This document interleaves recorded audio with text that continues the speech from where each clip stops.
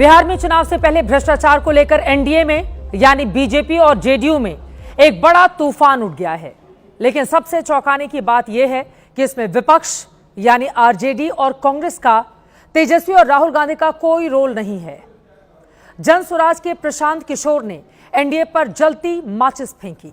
उसे बीजेपी और जेडीयू में ही कुछ लोगों ने हवा देकर आग बना लिया है। प्रधानमंत्री नरेंद्र मोदी का नारा है, न खाऊंगा न खाने दूंगा। लेकिन बिहार में एक नया चुनावी माहौल बन रहा है कि खाऊंगा नहीं, पर तो नीतीश की सोच भी पीएम मोदी जैसी ही है, पर खाने नहीं दूंगा। इसको लेकर उनकी सोच जरा उदार सी है। क्या उन्होंने इसकी छूट दे रखी है? दरअसल नीतीश कुमार को घेरे हुए ये जो 5 चेहरे इस वक्त आप अपनी स्क्रीन पर देख रहे हैं, इन्हीं 5 लोगों को लेकर नीतीश सरकार को भ्रष्टाचार में घेरा जा रहा है। इनमें 4 चेहरे बीजेपी के हैं और 1 चेहरा जेडीयू का। ये पांचों बिहार में सत्ता के बहुत बड़े चेहरे हैं। लेकिन जैसा कि मैंने पहले कहा, इन 5 नेताओं को भ्रष्टाचार में घेरने का श्रेय तेजस्वी और राहुल गांधी का नहीं, खुद बीजेपी और जेडीयू के लोगों ने चुनाव से पहले एनडीए में ये सुनामी उठा दी है। पूरा बवाल देखने से पहले इसके 8 किरदार सबसे पहले आपके सामने रखते हैं, जिनमें सबसे पहले हैं प्रथम जनसुराज के संस्थापक पीके यानी प्रशांत किशोर, जिन्होंने एनडीए के 5 नेताओं पर भ्रष्टाचार के गंभीर आरोप लगाए।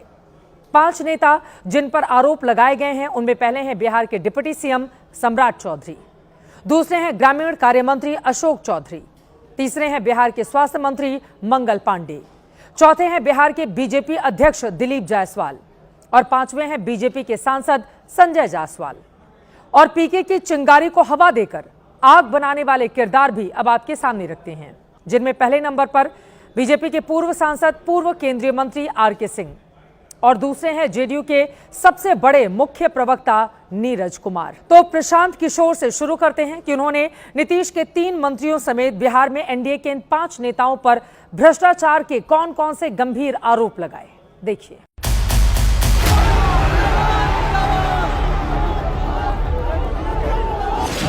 नेता सर्वदलीय अशोक चौधरी पिछले 2 बरस में 200 करोड़ रुपया से ज्यादा का संपत्ति, इन्होंने जमीन खरीदी है करीब 200 करोड़ रुपए।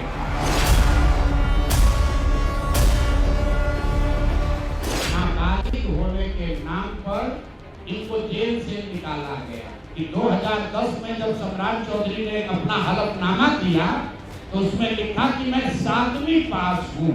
ये आदमी इतना फर्जी है, ये मैट्रिक का परीक्षा पास ही नहीं किया।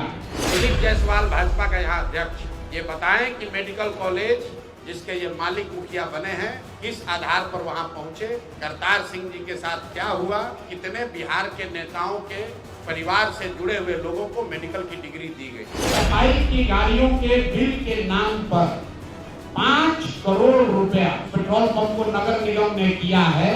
ये पाया गया कि ये ज्यादातर भुगतान फर्जी है। पेट्रोल चोर हो, तुम्हारी औकात इतनी है, इतने पर रहो। जब पूरे देश में कोविड का दौर चल रहा था तो बिहार के स्वास्थ्य मंत्री घर खरीदने में लगे हुए थे, कर्ज लिए। तो ये आपके पत्नी के अकाउंट में 2 करोड़ 12 लाख रुपया कहां से आ गया?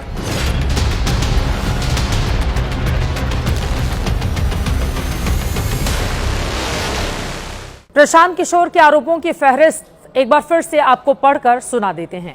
दरअसल उनकी ओर से आरोप लगाए गए डिप्टी सीएम सम्राट चौधरी 7वीं फेल हैं। उनकी पोस्ट ग्रेजुएशन की जो डिग्री है, पीएचडी की डिग्री है, वो फर्जी है। उन्होंने हत्या के आरोप में 6 महीने जेल में रहने की बात भी छुपाई है। अब आते हैं अशोक चौधरी पर। अशोक चौधरी ने 2 साल में 200 करोड़ की संपत्ति बनाई, अपने पीएस के नाम से जमीनें खरीदी, बाद में जमीनें बेटी शांभवी चौधरी के नाम पर ट्रांसफर करा दी। अगला चेहरा आपके सामने रखते हैं मंगल पांडे, स्वास्थ्य मंत्री। उनकी पत्नी के खाते में अवैध ढंग से 2 करोड़ 12 लाख रुपए आए। पांडे से छिपा गए। अपनी घोषित संपत्ति में इन पैसों का जिक्र उनकी ओर से नहीं किया गया। अब आते हैं दिलीप जायसवाल पर। मंगल पांडे के बाद दिलीप जायसवाल ने 25 साल से मेडिकल कॉलेज की जमीन पर अवैध कब्जा करके रखा है। कब्जा बनाए रखने के लिए भीड़ को भड़काकर उन्होंने एक हत्या भी करवाई थी। और अब अगला चेहरा बीजेपी सांसद संजय जायसवाल का। अपने पेट्रोल पंप से फर्जी बिल बनाकर 5 करोड़ 87 लाख का घोटाला किया। पंप के सामने फ्लाईओवर भी इन्होंने बनने नहीं दिया। सियासत में ऐसे आरोप नई बात तो नहीं है। चुनाव में वैसे भी इनकी फ्रीक्वेंसी बढ़ती जाती है, लेकिन प्रशांत किशोर के ये आरोप दबी हुई चिंगारी की तरह पड़े हुए थे। इन्हें एनडीए के अपनों ने ही अब हवा दे दी है। बीजेपी के पूर्व केंद्रीय मंत्री आरके सिंह और जेडीयू के मुख्य प्रवक्ता नीरज कुमार ने ढोल पीट पीट कर खुद ही आरोपों पर सफाई मांगनी शुरू कर दी अपने नेताओं से। ये कहा कि ये खुद आकर सफाई दे, वरना पार्टी इनसे जवाब मांगे। पहले पूर्व सांसद आरके सिंह को सुना देते हैं, जो इस वक्त बिहार बीजेपी में असंतुष्टों की आवाज बने हुए हैं। बिल्कुल सफाई देनी चाहिए। सफाई नहीं देने के कारण पार्टी की छवि धूमिल हो रही है, सरकार की छवि धूमिल हो रही है। तो चुप रहना कोई विकल्प तो है नहीं। जनता इसीलिए प्रश्न उठा रही है ना। जनता को लगता है कि जरूर जो आरोप लगाए गए उसमें कोई बल है, इसीलिए लोग बोल नहीं रहे। आवश्यक है कि वो सामने आकर के बतावे कि नहीं साहब, सो सच्चाई क्या है।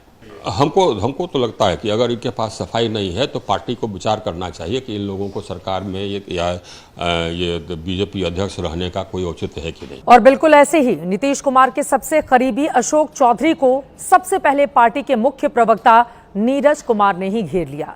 नीरज ने मीडिया में एक बड़ा बयान दिया। उन्होंने कहा कि मुख्यमंत्री नीतीश कुमार जी ने 20 वर्षों के कार्यकाल में और अपने पूरे राजनीतिक जीवन में अपनी ईमानदारी से राजनीति को नई परिभाषा दी है।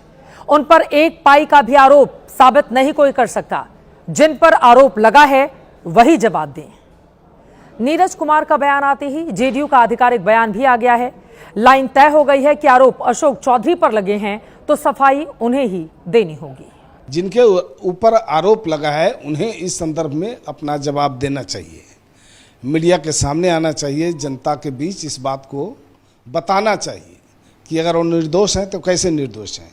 सफाई में देरी निश्चित रूप से कन्फ्यूजन पैदा होता है और हम भी यही चाहते हैं। जनता दल यू के सभी लोगों का यही मानना है कि इसमें देर नहीं करना चाहिए, जवाब तुरंत देना चाहिए। पार्टी ने कहा है जिनके ऊपर आरोप लगे वही आगे आकर सफाई दें। अब जो सफाई सामने आ रही है, क्या नीतीश कुमार उससे संतुष्ट होंगे या इसके पहले का उनका जो ट्रैक रिकॉर्ड रहा है, चुनाव के ठीक पहले अपने मंत्री को हटा देंगे, बाकी मंत्रियों पर बीजेपी क्या करेगी कार्रवाई?